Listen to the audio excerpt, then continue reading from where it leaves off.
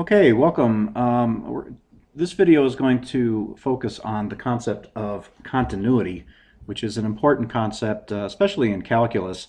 We're not going to spend a lot of time talking about continuity specifically, but we need to know what continuity is and how it affects functions so that we can do other types of analysis on functions down the road and be sure that those analysis that we do are valid. So what makes a function continuous or not continuous? Well, continuity comes from the word continuous, and continuous kind of suggests that something continues. It just goes on and on and on in an unbroken fashion, and that word unbroken is really what we want to sort of focus on for our definition. So here's a real simple definition for continuity.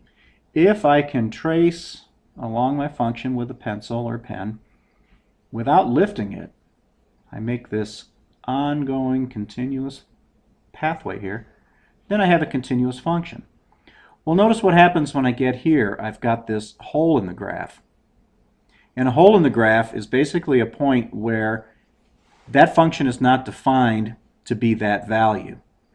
Now in this case, we see that the function has been redefined for some reason, so that when x is -8, y is equal to -3, and we do have a point there. It's possible that point might not even exist. That doesn't really affect what we mean with this hole. This hole is a break in this graph. Okay, so once I get to this point, tracing my graph, I have to stop. If I'm going to continue tracing this graph, I would have to lift my pen, go up to here, touch this point, come right back down to the very next point, okay, lifting my pencil and then setting it down 1 point away from where I left it, and then I can continue on. This is called a hole, and this is the first type of discontinuity that we're going to consider. Now, whether or not the function is defined where this hole exists just depends on whether there's a point like this one above or below somewhere. We can even redefine this function so that that point basically fills in that hole, and that's what we would call a removable discontinuity. But we're not going to worry too much about removable discontinuities right now.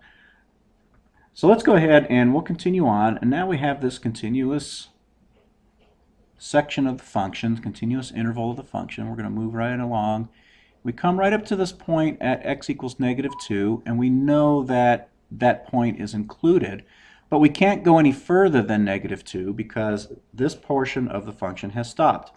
If we go further than -2, in other words, towards the origin, we're going to be jumping on to this portion of the graph here. And you'll notice, I guess the assumption is that this part of the graph is going to go up to positive infinity. Okay. And you'll notice then that in order to get here, I have to go all the way up to infinity in order to join this graph here. And once I do that, I can join this graph and I can continue tracing my graph here. So this is what we call an infinite discontinuity, and we know these as vertical asymptotes. And vertical asymptotes can arise for a number of reasons, division by zero or just the way the function is defined.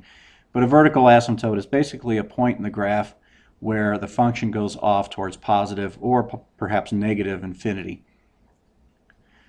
All right, so I'm back on this part of the graph. I'm moving along, x is increasing, not lifting my pen, so everything is continuous along here, and boom, I hit another hole. But it's not really a hole in the same sense that this was a hole down here. It's a hole at the end of an interval.